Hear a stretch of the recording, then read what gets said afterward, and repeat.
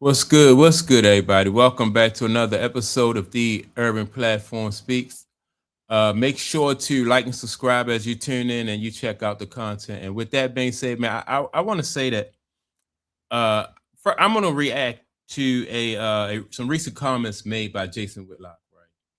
And I, the thing about what's going on in the WNBA, I think it's more so about the drama than it is the play that's on the court. And I think that is the way that sports is going towards this, these days. And even you see it in the NBA. So when you look at the WNBA and how everybody is saying that the WNBA is they're missing the opportunities. They're not taking advantage of the stars that they have in the league. You have somebody like Caitlin Clark who has a large following, Asia Wilson. Excuse me, people say that she's the best player in the WNBA. Then you got a new rookie in uh uh Miles, what's her name? Olivia Miles, and everybody's excited about her, what she's doing on the court. And so why is the WNBA not leaning into these young ladies, their popularity and their ability, right? The WNBA is more so concerned with the drama that goes on the court than it is the some of the play, right? And so I said this years ago, a few years back, when Caitlin Clark even was in college, that I don't think that the WNBA is really interested in growing. Then on top of that, when you look at the WNBA, like they have the NBA as a formula to for success. So why not? It's not a mistake that the WNBA is not following the formula of the NBA and, like I said, leaning into their stars and their more popular players.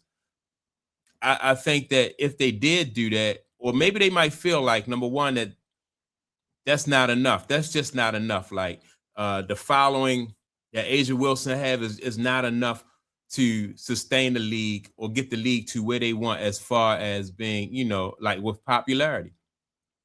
You know, um, they think that they can get more eyes, more people to watch when it's the drama. Like the WNBA is more so now like one of those what are like those reality shows.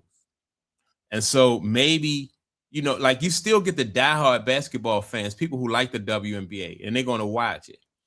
But you also get people who's coming for the drama. Like why did Dejanay why did Dejanay Carrington clothesline Sophie Cunningham, or why, players are fouling Caitlin Clark so hard, or statements that Asia Wilson has made, that go viral and stuff like that. So that's right there, like people who don't really like basketball or don't follow basketball like that catch their eye, that catch their attention, right? And so I think that it's the same thing with the NBA. They're not leaning into like having the face of the league anymore because people watch sports differently than they used to back in the day. I remember, there was a demand to watch a full, you want to see Michael Jordan or Magic Johnson, Larry Bird, those guys, man, you sat down, you watched the whole game. Now people just watching clips. So if you're not consuming and watching the whole game and people are advertising and spending money, sponsors are spending money with that, you throwing your money away. But if you break these games up into clips and you feed it to people in short bursts and you sprinkle some advertising in there, now you have more you can advertise with more people, not just one or two sponsors. You can advertise in different demographics. You can advertise to different people, different age groups and stuff like that. So it's not just now about the play that goes on the court. Caitlin Clark got her fan base, and her fan base get to see her, and they get to, complain about the way she's treated. They get to cheer, for her development, her development. The same thing with this young lady, Olivia Miles. Like everybody is excited about her in the WNBA. Some people, may not even really care, but if there's some drama, then everybody is there for that. So now, with that being said, let's listen to what Jason Whitlock had to say, and then I'm gonna give some more of my input on which way the NBA and the WNBA is heading. I'm just sorry. She's an idiot here. She's lying here. She's protecting the cult, the LGBT. See, and like, all right, so already you hear him like what he's talking about. It's not about the game; it's about the drama surrounding the game, and that's where both of these leagues are going to now. Q crowd. She's part of that inner circle, part of that sisterhood. Yeah. Caitlin Clark is 24. She is a shining star in the galaxy of the WNBA. But I do think as she continues to matriculate through this league, there's room for a little bit more accountability and self-awareness in terms of her role in the larger sisterhood, if she sees it that way, in the WNBA. But Malika, I agree with her. Oh, you see that? The larger sisterhood. There it is. All right, so Jason Whitlock takes issue with her, with Monica McNutt wanting Caitlin Clark to conform and take part of the larger sisterhood. That's just more drama. Maybe Caitlin Clark is not interested in being a part of that sisterhood. She just want to ball out.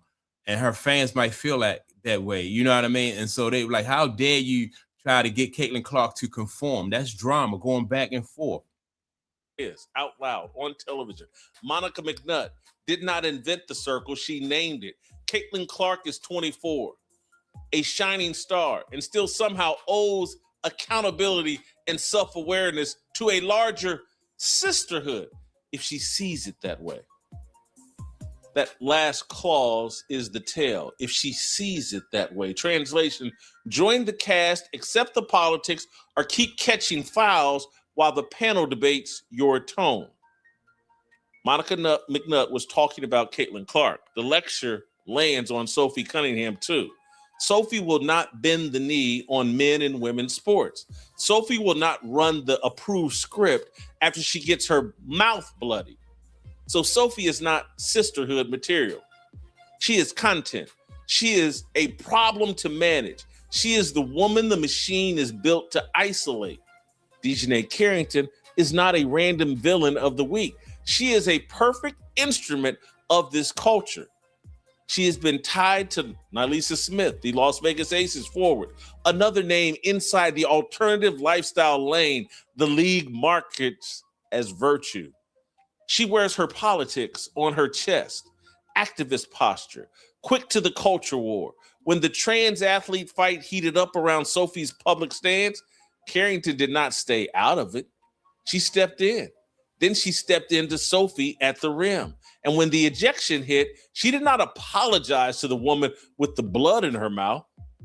She posted white privilege in.